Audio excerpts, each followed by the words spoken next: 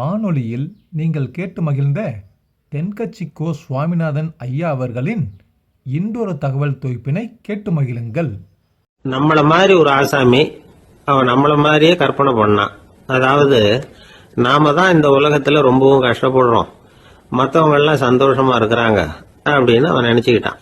அவன் ஒரு நாள் கடவுளை வேண்டிக்கிட்டானா, சுவாமி, இந்த உலகத்துல எவ்வளவோ பேர் இருக்கிறாங்க, ஒவ்வொருத்தருக்கும் ஒவ்வொரு விதமான கஷ்டம் இருக்கலாம், ஒத்துக்கிறேன். இருந்தாலும் எனக்கு அது கொஞ்சம் அதிகமா இருக்கிறது மாதிரி தெரியுது. அதனால நீங்க எனக்காக ஒரு சின்ன உதவி செஞ்சா போதும்.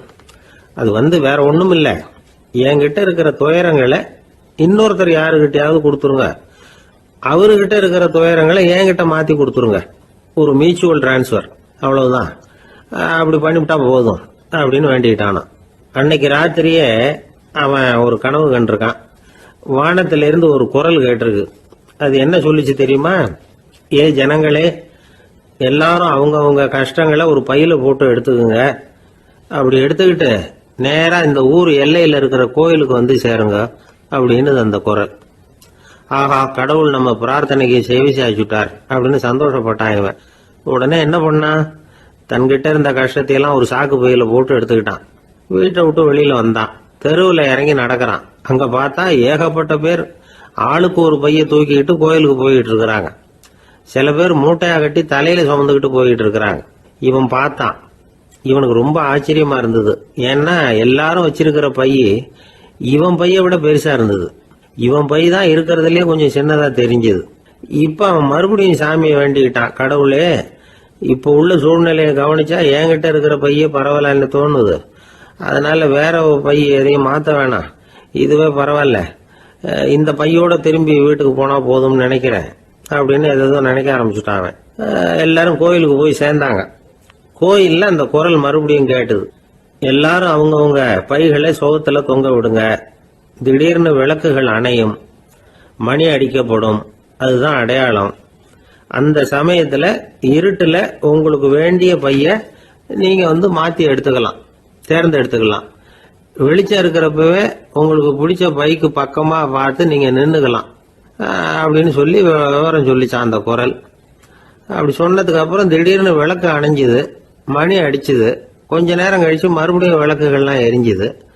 இப்போ பார்த்தா எல்லாரும் அவங்க பையையே கெட்டியா பிடிச்சிட்டு நிக்கிறாங்க. இவனும் அப்படியே நிக்கிறான். இவன் மெதுவா பக்கத்துல நிக்கிறவங்க கிட்ட கேட்டானா, ஏன் நீங்க பைய கையிலேயே வச்சிருக்கிறீங்க, செவுத்துல மாட்டலையா அப்படின்னு கேட்டிருக்கான். இல்லப்பா, நீ ஏன் கையிலேயே வச்சிருக்கிறியோ அதே காரணத்துக்காக தான் நாங்களும் வச்சிருக்கிறோம். நம்ம கவலைகளை பத்தி நமக்கு ஓரளவுக்காவது தெரியும். ஆனா மற்றவங்க கவலைகள் நமக்கு பரிச்சயம் இல்லாதவை, பழக்கம் இல்லாதது. அதனால நமக்கு தெரிஞ்ச கவலைகளை சமாளிக்கிறது சுலபம். தெரியாததை சமாளிக்கணும்னா மறுபடியும் ஆரம்பத்தில இருந்து ஆரம்பிக்கணும். அதனால பழைய நண்பர்களோட வாழறது தான் மேல் அப்படின்னு ஆனான்.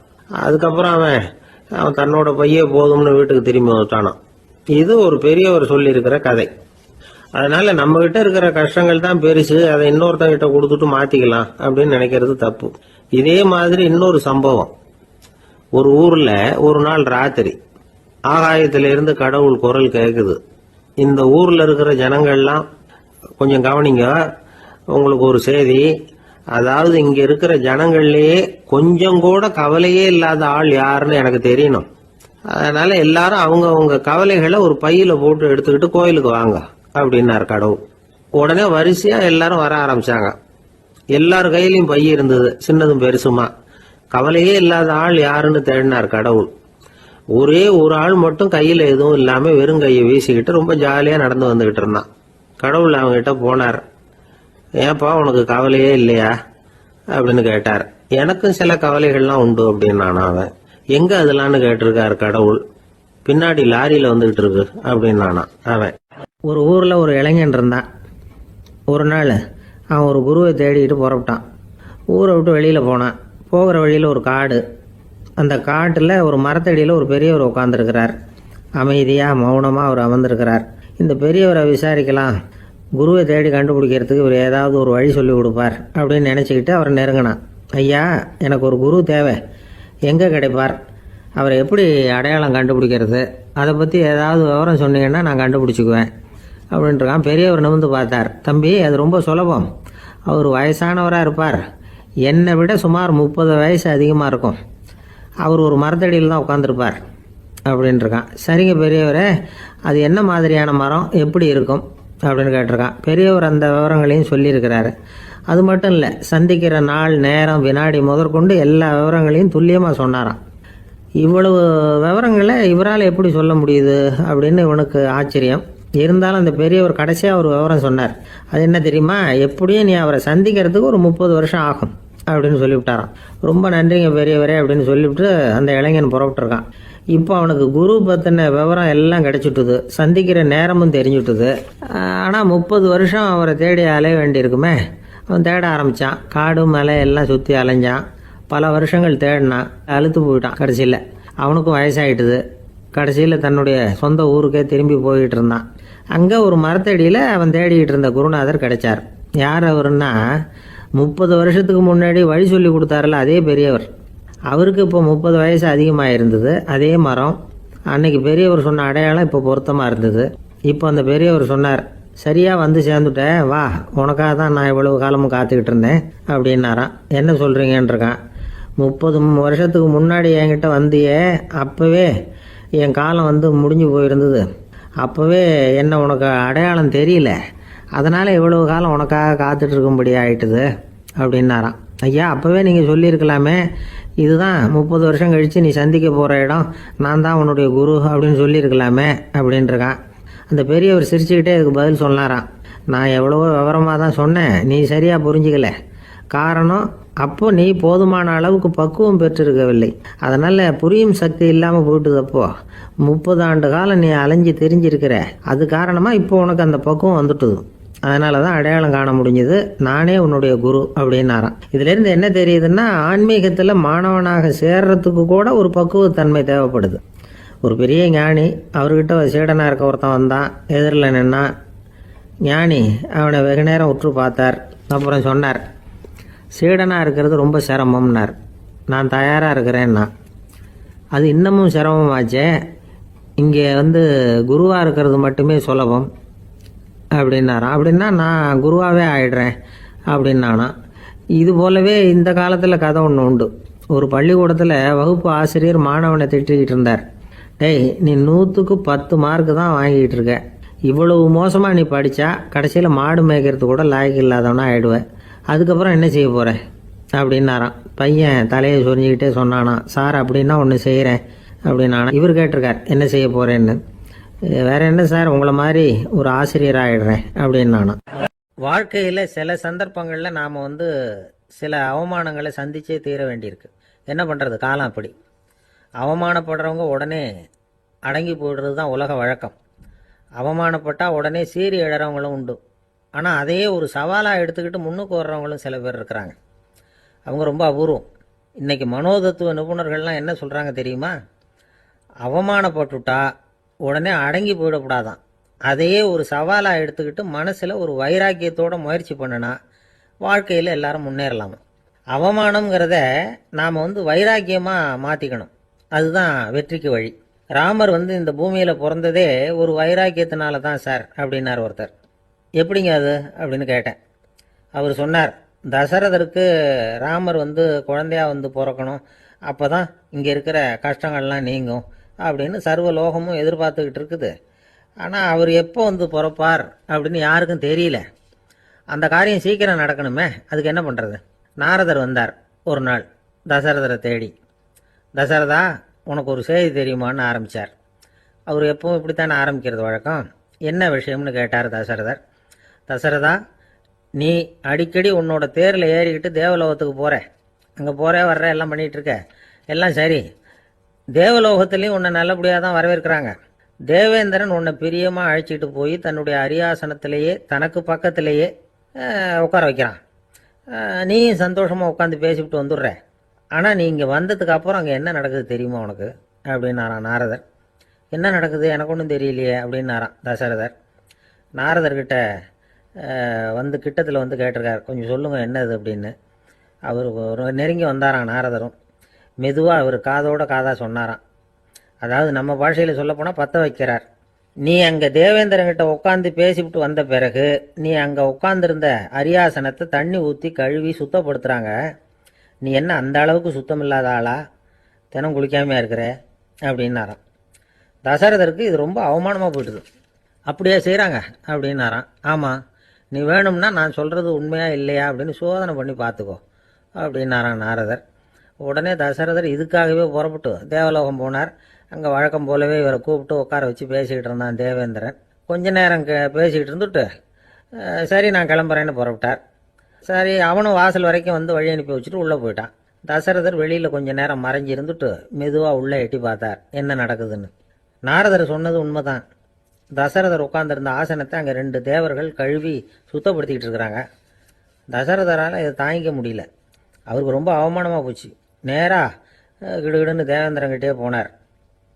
நான் உட்காந்துருந்த இருக்கையை சுத்தம் பண்ணுறியே, நான் என்ன அந்த அளவுக்கு பாவியா அப்படின்னு கேட்டார். ரொம்ப கோபமாக கேட்டார். தசரதரே, மனுஷனுக்கு 3 கடன்கள் உண்டு. தேவ கடன், ரிஷி கடன், பித்ரு கடன். இதை தீர்க்காதவன் பாவியாகிறான். இதில் மகனை பெறுவதால் தான் பித்ரு கடன் தீரும். உனக்கு மகன் கிடையாது, அதனால் நீ பாவியாகிற. பாவி உட்கார்ந்துருந்த இடம்ங்கிறதுனால அதை சுத்தம் செய்ய வேண்டியது எங்கள் கடமை அப்படின்னு நானாம் தேவேந்திரன். இந்த இடத்துல தசரதருக்கு ஏற்பட்ட அவமானம் ஒரு வைராக்கியமாக மாறிச்சு. தேவேந்திரனே கேட்டுக்கோ, ஒரு மகனை பெற்ற பிறகு தான் இந்த சபையில் மறுபடியும் அடி எடுத்து வைப்பேன் அப்படின்னு சொல்லிவிட்டு போயிட்டாராம். போய் புத்திர காமேஷ் யாகம் பண்ணார். புத்திரர்கள் பிறந்தார்கள். இந்த கதையில் உள்ள கருத்து என்னன்னா, தேவேந்திரன் தசரதரை அப்படி அவமானப்படுத்தலைன்னா அவருக்கு இப்படி ஒரு வைராக்கியம் பிறந்திருக்குமா? யோசிச்சு பார்க்கணும். நமக்கு ஏற்படுகிற சில அவமானங்களையும் வைராக்கியமாக மாற்றிக்குவோம். அப்படி மாற்றிக்கிட்டோம்னா வாழ்க்கையில் முன்னேறலாம். நம்ம ஆளுங்க சில பேர் அவமானத்தை வைராக்கியமாக மாற்றிக்கிறது எப்படி தெரியுமா? நம்மகிட்ட ஒரு பையன் சொன்னான், எங்கள் அப்பா என்னை எல்லாருக்கும் முன்னாடி வச்சு திட்டுவிட்டார். பொறுப்பு இல்லாமல் ஊர் சுற்றுறேன்னு சொல்லி அவமானப்படுத்தி விட்டார். இனிமேல் நீ என் முகத்திலேயே முழிக்காதரா போடான்னு வேற சொல்லிவிட்டார். எனக்கு ரோஷம் வந்துட்டுது. அந்த அவமானத்தை வைராக்கியமாக மாற்றிக்கிட்டேன். அன்னையிலேருந்து அவர் முகத்திலேயே முழிக்கிறது இல்லை அப்படின்னா. அப்படியான்னு கேட்டோம். ஆமாங்க, அவர் வீட்டில் இல்லாத நேரமாக பார்த்து உள்ள சமையல் கட்டுக்கு போய் சாப்பிட்டுட்டு நைஸாக வெளியில் வந்துடுவேன் அப்படிங்கிறான். ஒரு ஊரில் ஒரு குரு இருந்தார், ஜென் குரு. அவரை தேடிட்டு ஒரு மன்னர் வந்தார். வந்தவர் ஜப்பான் மன்னர். தோட்டக்கலையை பற்றி தெரிஞ்சுட்டு போகிறதுக்காக அவர் வந்தார். எப்படி தோட்டம் அமைக்கிறது அப்படிங்கிறத பற்றி அந்த குரு விவரமாக சொல்லி கொடுத்தாரு. 1 நாள் 2 நாள் இல்லை, 3 வருஷம் கற்றுக் கொடுத்தார். அதுக்கப்புறம் சொன்னார், நான் கற்றுக் கொடுத்துட்டேன், இனிமேல் நீங்கள் போகலாம், போய் தோட்டம் அமைக்கலாம். அதுதான் உங்களுக்கு பரிசை. தோட்டம் அமைச்ச பிறகு சொல்லி அனுப்புங்க, நான் வந்து பார்க்குறேன். நீங்கள் இங்கே என்னவெல்லாம் கற்றுக்கிட்டீங்களோ அதையெல்லாம் அங்கே செயல்முறையில் செஞ்சு காட்டுங்க அப்படின்னு சொல்லி அனுப்பி வச்சார். மன்னர் போனார். அரண்மனைக்கு பக்கத்திலேயே ஒரு பெரிய தோட்டத்தை உண்டு பண்ணினார். அழகான மரங்களையும் செடிகளையும் உருவாக்கினார். கிட்டத்தட்ட 1000 தோட்டக்காரர்களை பயன்படுத்தி 3 வருஷங்கள் முயற்சி பண்ணி அந்த அழகான தோட்டத்தை உருவாக்கினார். குருகிட்ட இருந்து செய்தி வந்தது, நாளைக்கு வந்து தோட்டத்தை பார்க்குறேன் அப்படின்னு. மன்னர் உடனே சுறுசுறுப்பாயிட்டார். முதல் நாளே தோட்டத்தை சுத்தப்படுத்தினார். ராத்திரி பூரா யாரும் தூங்கலை. எல்லாருக்கும் தோட்டத்தை ஒழுங்குபடுத்துகிற வேலை. அது அந்தந்த இடத்துல ஒழுங்காக இருக்குதா அப்படின்னு சரி பார்த்தாங்க. ஒரு தவறும் இல்லாத வகையில் அதை ஒழுங்குபடுத்தினாங்க. மறுநாள் குரு வந்தார், தோட்டத்தை பார்த்தார். அவருக்கு கோபம் வந்துட்டுது. மன்னருக்கு ஆச்சரியம், எப்பவும் சிரிச்சுக்கிட்டே இருக்கிறவர் இப்போ இப்படி இருக்கிறாரே அப்படின்னு. மெதுவாக குரு கிட்ட போய் எல்லாம் சரியாக தானே இருக்குது அப்படின்னார். எல்லாம் சரிதான், ஆனாலும் எங்கே அந்த பொன்னிற காற்று அப்படின்னார். உதிர்ந்த இலைகள், பொன் மஞ்சள் நிற இலைகள் காற்றில் அப்படி புரண்டு ஓடுவதை நான் பார்க்க முடியவில்லையே அப்படின்னாராம். அது இல்லாமல் இந்த தோட்டம் உயிரோட்டம் உள்ளதாக இருக்காது. இதில் பாடல் இல்லை, ஆடல் இல்லை, அதெல்லாம் இல்லாமல் இந்த தோட்டம் ரொம்பவும் செயற்கையாக தெரியுதேன்னாராம். மன்னர் இப்போதான் யோசனை பண்ணார். கீழே கிடந்த காஞ்சி போன இலைகள் மட்டும் இல்லை, மரத்தில் இருந்த காஞ்சி போன இலைகளையும் அப்புறப்படுத்தி சுத்தமாக வச்சிருக்கிறார். இறப்பும் வாழ்க்கையினுடைய ஒரு பகுதி தான். மரணம்ங்கிறது வாழ்க்கைக்கு எதிரானது அல்ல, அதை நிரப்பும் ஒரு பகுதி தான் அது. மரணம் இல்லையில் வாழ்க்கையே இல்லை அப்படிங்கிறது பெரியவங்க கருத்து. இப்போ அந்த தோட்டம் அழகாக தான் இருக்குது, இருந்தாலும் அது ஒரு ஓவியம் மாதிரி உயிர் இல்லாமல் இருக்கு. குரு ஒரு வாளியை கையில் எடுத்துக்கிட்டார். தோட்டத்தை விட்டு வெளியில் போனார்.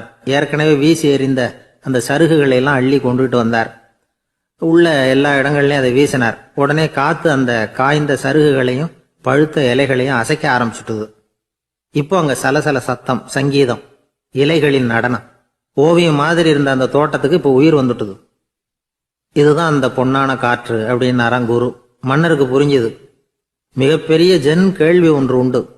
உம்மான் அப்படிங்கிற ஒரு பெரிய குருவை பார்த்து துறவி ஒருத்தர் கேட்டாராம், இலைகள் எல்லாம் கீழே விழுந்து மரங்கள் மொட்டையாக இருக்கும் பொழுது என்ன நடக்கும்? இதுதான் கேள்வி. இதுக்கு உம்மான் சொன்ன பதில் பொன்னான காற்று, தி கோல்டன் விண்ட் அப்படின்னாராம். இதுக்கு என்ன விளக்கம்னா, உன்னுடைய எண்ணங்கள் எல்லாம் உன்னுடைய மனசிலிருந்து கீழே விழுந்து உனது உள்ளுணர்வானது மொட்டையாக நிற்கும் நிலைதான் அது. உனது வேர்களின் அருகில் காற்று வீசுகிறது. எல்லா எண்ணங்களும் உன்னிலிருந்து வெகு தூரத்துக்கு புரண்டு கொண்டே சென்று விடுகிறது. நீ அவற்றை கடந்து விட்டால் நீ அவைகளுக்கெல்லாம் மேலெழுந்து கீழே பார்ப்பவனைப் போல நிற்க ஆரம்பித்து விடுவாய். அதுதான் தியானம் என்பது அப்படின்னு சொல்றாங்க. தியானம்ங்கிறது எண்ணத்துக்கு எதிரானதில்லை. தியானம்ங்கிறது எண்ணங்களை கடந்து செல்வதுதான். அதுக்கப்புறம் நாம பொன்னிற காற்றுல ஆட ஆரம்பிச்சிருவோம். இதுதான் பெரியவர்கள் சொல்றது. என்கிட்ட ஒருத்தர் தோட்டம் அமைக்கணும்னு யோசனை கேட்டு வந்தார். எல்லாம் சொல்லி கொடுத்தேன். செடிகள்லாம் செழிப்பா வளரணும்னா வேர் காயாம பார்த்துக்குங்க, தினமும் தண்ணி விடுங்க அப்படின்னு சொல்லி அனுப்பி வச்சேன். ஒரு மாசம் கழிச்சு ஒரு தோட்டத்தை பார்க்கறதுக்காக போனேன். போய் பார்த்தா எல்லா செடியும் வாடி கிடக்குது. என்னங்க இப்படி பண்ணிவிட்டீங்கன்னு. நீங்க சொன்னபடிதான் செஞ்சேன்னார். என்ன செஞ்சீங்கன்னு கேட்டேன். வேறு காயாம பார்த்துக்க சொன்னீங்க, தினமும் ஒரு தடவை எல்லா செடியையும் ஒவ்வொன்றா பிடுங்கி பார்த்து வேறு காயாம இருக்கா அப்படின்னு பார்த்துட்டு அதுக்கப்புறம் தண்ணி பாய்ச்சனே, அவ்வளவுதான் அப்படின்னார். துருக்மேனியாவில் அஷ்காபாத் அப்படின்னு ஒரு நகரத்தில் ஒரு புவியியல் விஞ்ஞானி இருந்தார். அவர் ஒரு நாய்க்குட்டி வளர்த்தார். ஒரு நாள் முன்னிரவு நேரம் ஒரு மேஜைக்கு முன்னாடி உட்காந்து அந்த விஞ்ஞானி ஏதோ கணக்கு போட்டுக்கிட்டு இருக்கிறார். அவருக்கு ஒரு சின்ன பெண் குழந்தை, அது தொட்டிலில் தூங்கிட்டு இருக்குது. அந்த நாய்க்குட்டியும் ஒரு மூலையில் படுத்து அது பாட்டுக்கு தூங்கிட்டு இருந்தது. ஒரே அமைதி. அந்த நேரத்தில் திடீர்னு அந்த நாய்க்குட்டி துள்ளி எழுந்திரிச்சது. நேராக குழந்தைகிட்ட ஓடிச்சு. அந்த குழந்தைய அது போட்டிருந்த ட்ரெஸ்ஸோடு சேர்த்து கவ்வி தூக்குச்சு. தூக்கிக்கிட்டு வாசல் பக்கம் ஓடிச்சு.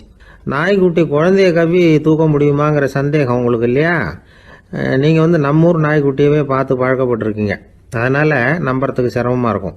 அந்த ஊர்ல எல்லாம் அது ரொம்ப ஸ்ட்ராங்காக இருக்கும். ஒரு ஏதோ கண்ணுக்குட்டி மாதிரி இருக்கும். விஞ்ஞானி அதை பார்த்துட்டார். உடனே அந்த நாய்க்கு வெறி பிடிச்சிட்டுதுன்னு முடிவு பண்ணிட்டு தன்னோட கை துப்பாக்கியை எடுத்துக்கிட்டு ஓடி வந்தார்.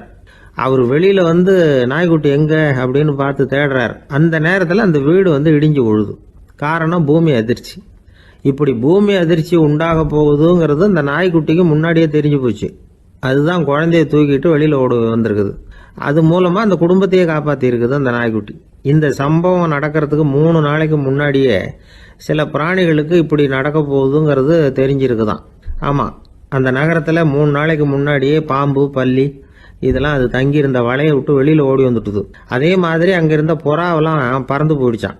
இதே மாதிரி யுகோஸ்லோவியாவில் கூட ஒரு நகரம், அங்கே ஒரு நாள் ராத்திரி ஒரு மிருக காட்சி சாலையில் திடீர்னு ஒரு பெரிய கலவரம், கூச்சல், குழப்பம்.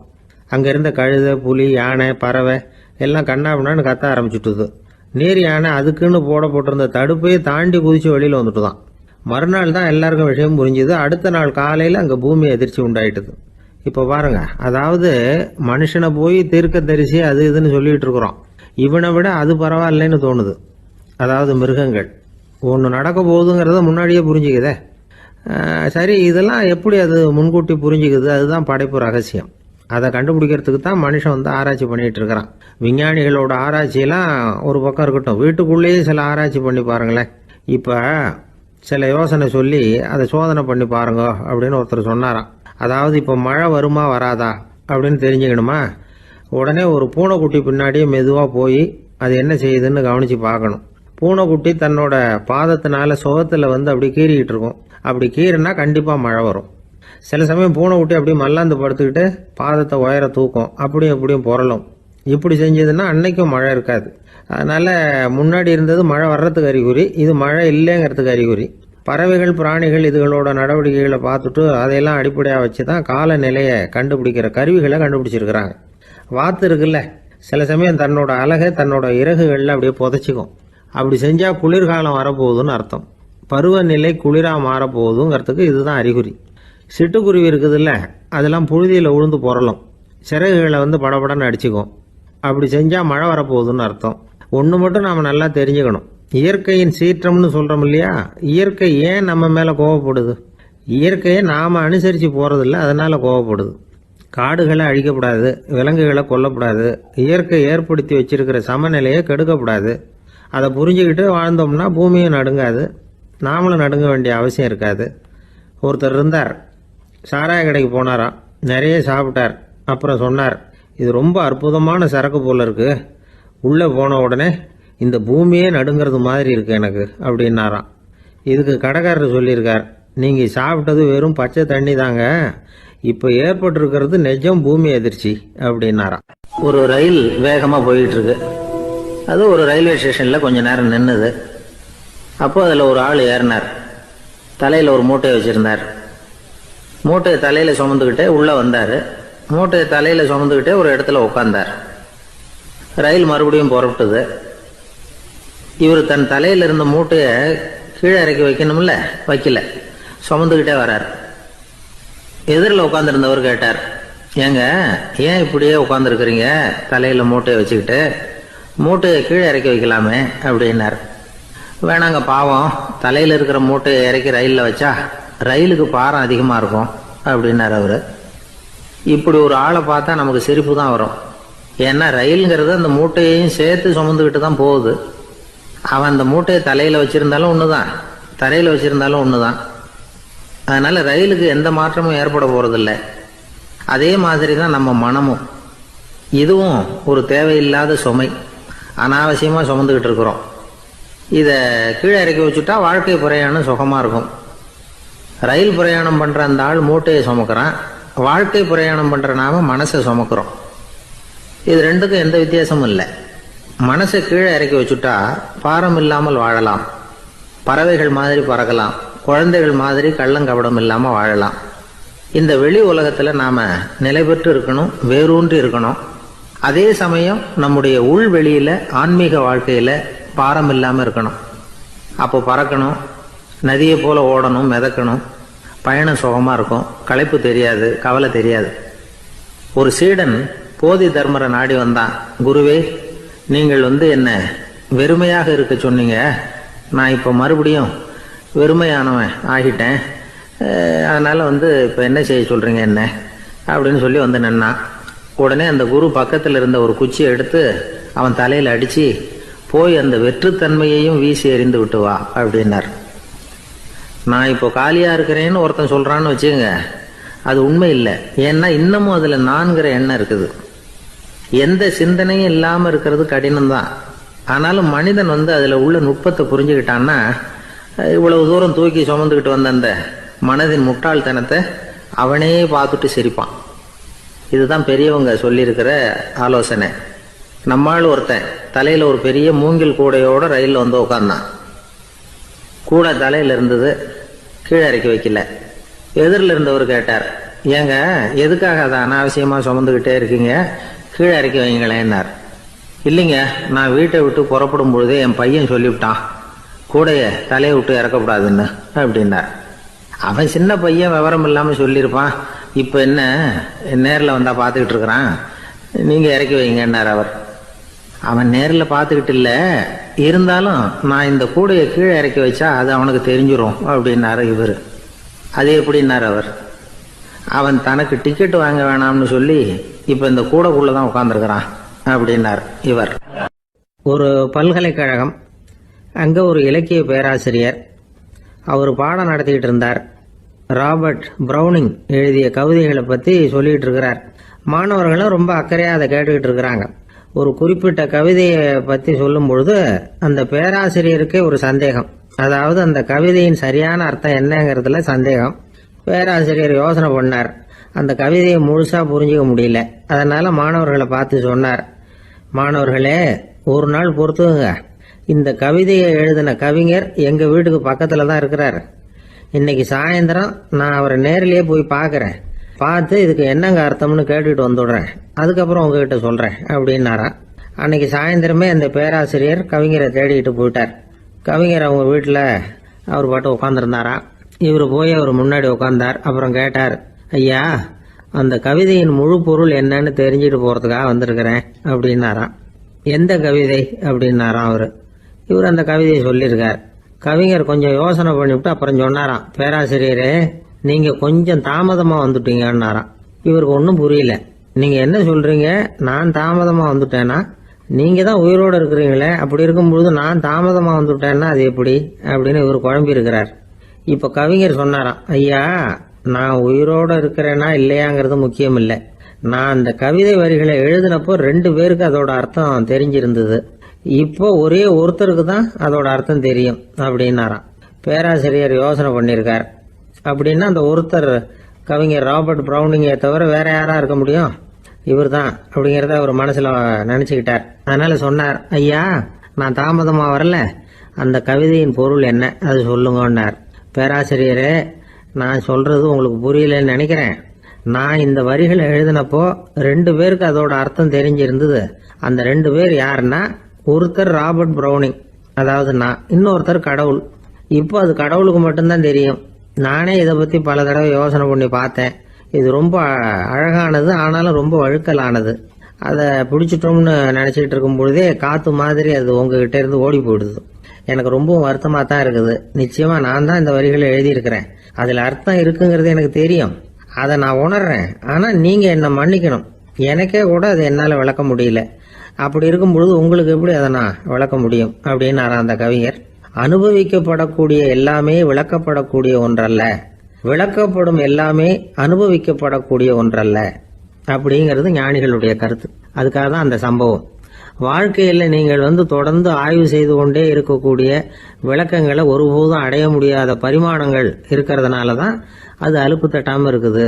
உங்களால் நிறைய அனுபவிக்க முடியும், இருந்தாலும் நீங்கள் அனுபவித்து அறிந்த விஷயங்கள் கூட வார்த்தைகளால் விளக்கப்பட முடிவதில்லை அப்படிங்கிறது பெரியோர் சிந்தனை. இதெல்லாம் ஒரு பக்கம் இருக்கட்டும். நமக்கு தெரிஞ்ச பேராசிரியர் ஒருத்தர் 1 மணி நேரம் ரொம்ப விவரமா வகுப்பு எடுத்தார். கடைசியா சொன்னார், மாணவர்களே ரொம்பவும் எளிமையா விளக்கமா எல்லா விவரமும் சொல்லியிருக்கிறேன். அதனால இதுல உங்களுக்கு சந்தேகம் வர்றதுக்கு வாய்ப்பே இல்லை. இருந்தாலும் கேட்க வேண்டிய கடமை கேட்கிறேன். இது வரைக்கும் நடத்தினதுல யாருக்காவது ஏதாவது சந்தேகம் உண்டா அப்படின்னு கேட்டாராம். எனக்கு ஒரே ஒரு சந்தேகம் தான் சார் அப்படின்னு எழுந்திரிச்சு நிக்கிறான் ஒருத்தன். என்னன்னு கேட்டாராம். இது வரைக்கும் நீங்க என்ன பாடம் சார் நடத்துனீங்க அப்படின்னானா அவன். ஒருத்தர் ரொம்ப அவசரமா போயிட்டு இருந்தார். எங்க சார் போறீங்கன்னு கேட்டோம். எனக்கு வேண்டியப்பட்ட ஒருத்தருக்கு குழந்தை பிறந்திருக்கிறதாக செய்தி வந்திருக்கு, அதுதான் ஆஸ்பத்திரிக்கு போயிட்டு இருக்கேன், பார்த்துட்டு வரலாம்னு அப்படின்னார். அப்படின்னா கொஞ்சம் இப்படி உட்காருங்க அப்படின்னோம். சில விவரமெல்லாம் சொல்றேன் கேட்டுட்டு போங்க அப்படின்னோம். உட்காந்தார். அப்புறம் சொல்ல ஆரம்பிச்சோம். புதுசா பிறந்திருக்கிற ஒரு குழந்தைய பார்க்க போறதுன்னா அது சாதாரண விஷயம் இல்லை. அதுல ரொம்பவும் கவனமா நடந்துக்கணும். புது குழந்தைக்கு நோய் சுலபமா தொற்றும். முக்கியமா காற்று மூலமா பரவுற நோய்கள் சுலபமா வந்துடும். அதனால் நமக்கு உடம்பு சரியில்லைன்னா குழந்தைய விட்டு கொஞ்சம் தள்ளியே இருக்கிறது தான் நல்லது. பெரியவங்களை பொறுத்த வரைக்கும் சாதாரணமா உள்ள ஒரு கிருமி கூட குழந்தைய பொறுத்த வரைக்கும் ரொம்ப மோசமான ஒரு கிருமியா இருக்கும். சில வெளிநாடுகள்ல எப்படி தெரியுமா, பிறந்த குழந்தை தூங்கிட்டு இருக்கிற ஒரு ரூமுக்கு போகணும்னா போறவங்க முகமூடி போட்டுக்கணும், காலணிகளை மாத்திக்கணும், அவ்வளவு சுத்தமா உள்ள போய் பார்த்துட்டு வரணும். பொதுவா சில ஆஸ்பத்திரிகளில் பார்த்தீங்கன்னா பார்வையாளர்கள் நேரத்தில் விசிட்டிங் ஹவர்ஸ் தாயை விட்டு குழந்தைய தனியாக பிரித்து வச்சிருவாங்க. எதுக்குன்னு நினைக்கிறீங்க? அந்த நேரம் பல பேர் வருவாங்க போவாங்க, அவங்க கை கால் சுத்தமாக இருக்காது. சுத்தமில்லாத கைகள் மூலமாக கிருமிகள் பரவும். சுத்தமில்லாத கைன்னா மண்ணு தூசி படிஞ்சிருக்கிற கை மட்டும் தான் அர்த்தம் இல்லை. சாலையில் கையை வீசிக்கிட்டு நடந்து வர்றீங்க, குழந்தைய பொறுத்த வரைக்கும் அது கூட சுத்தம் இல்லாத கை தான். தாயை தவிர மற்றவங்க குழந்தைய தூக்காம பார்த்துக்கிறது நல்லது. தாய் கூட அளவோட கொஞ்சிறதோட நிறுத்திக்கணும். புதுசா ஒரு குழந்தைய பெற்றிருக்கிற பொண்ணுகிட்ட மற்ற தாய்மார்கள் ஏதாவது சொல்லிக்கிட்டே இருப்பாங்க. குழந்தைய அப்படி வளர்க்கணும் இப்படி வளர்க்கணும் அப்படின்னு ஏதாவது அட்வைஸ் பண்ணிக்கிட்டே இருப்பாங்க. இப்படி ஓவரா அறிவுரை பண்றது அந்த பொண்ணை குழப்பி விட்டுரும். அதனால அப்படிலாம் பண்ணக்கூடாது. அந்த பெண்ணே ஏதாவது கேட்டா கூட டாக்டர் சொல்ல வேண்டிய விவரங்களை எல்லாம் நாமே சொல்லிக்கிட்டு இருக்கக்கூடாது. புதுசா பிறந்திருக்கிற குழந்தைய மட்டும்தான் இப்படி பார்க்கணும்னு இல்லை. ஒரு நோயாளி குழந்தைய பார்க்க போறதுன்னா கூட ரொம்ப எச்சரிக்கையாக தான் நடந்துக்கணும். ஒரு தின்பண்டமோ விளையாட்டு சாமானோ அந்த குழந்தைக்கு நாம் வாங்கிட்டு போறதா வச்சுக்குவோம். அதை நேராக கொண்டுகிட்டு போய் அந்த குழந்தைகிட்டே கொடுக்கக்கூடாது. அதோட அப்பா அம்மா கிட்ட ரகசியமாக கொடுக்கலாம். அவங்க முடிவு பண்ணட்டும். குழந்தைகிட்ட அதை கொடுக்கலாமா வேண்டாமாங்கிறத. அவங்களுக்கு தான் தெரியும் அதோட மனசும் உடம்பும். உங்கள் அக்கறையை காட்டுறதா நினச்சிக்கிட்டு குழந்தை வாயில் எதையும் கொண்டுட்டு போய் போடாதீங்க. போகிறப்போ உங்கள் வீட்டு குழந்தையும் அழைச்சிட்டு போகாதீங்க. இது நோயை வாங்கிட்டு வந்துடும், அல்லது புதுசாக ஒரு நோயை அதுகிட்ட கொடுத்துட்டு வந்துடும். என்னதான் உங்களுக்கு பழக்கமான குழந்தையா இருந்தால் கூட அதுக்கு விருப்பம் இல்லைன்னா பேசக்கூடாது. அங்கே போய் அவங்க பள்ளிக்கூடத்தை ஞாபகப்படுத்திட்டு இருக்கக்கூடாது. நோயில் இருக்கிறப்ப ஸ்கூலை பற்றி பேச அது விரும்பாது. ஆஸ்பத்திரியை விட்டு வெளியில் புறப்படுறப்போ குழந்தைகிட்ட சொல்லணும்னு அவசியம் இல்லை. அதோட அப்பா அம்மா கிட்ட சொல்லிவிட்டு புறப்பட்டா போதும், குழந்தை கோபிச்சிக்காது. சமூக சம்பிரதாயத்தை பற்றி அது கவலைப்படுறதில்ல. இப்படி எல்லா விவரமும் நம்ம எதிரில் உட்காந்துருந்தவங்க கிட்ட சொல்லி முடித்தோம். ரொம்ப நன்றி சார் அப்படின்னு சொல்லிவிட்டு அவர் புறப்பட்டார். குழந்தைங்க கொஞ்சம் வளர்கிற வரைக்கும் தான் நாம் எச்சரிக்கையாக இருக்கணும்னு இல்லை, வளர்ந்த பிறகு இன்னும் எச்சரிக்கையாக இருக்கணும். ஒரு பையன் பள்ளிக்கூடத்துலேருந்து திரும்பி வீட்டுக்கு வந்தான். முகம் பூரா நகத்தால் கீறி இருந்தது. அப்பா பார்த்து பயந்துட்டார். யாருடா உன்னை இப்படி பண்ணது அப்படின்னார். என் கூட படிக்கிற இன்னொரு பையன்னா. நாளைக்கு உன் கூட பள்ளிக்கூடத்துக்கு வர்றேன், நீ எனக்கு அவனை அடையாளம் காட்ட முடியுமான்னார். அது ரொம்ப சுலபம் நான் பையன்.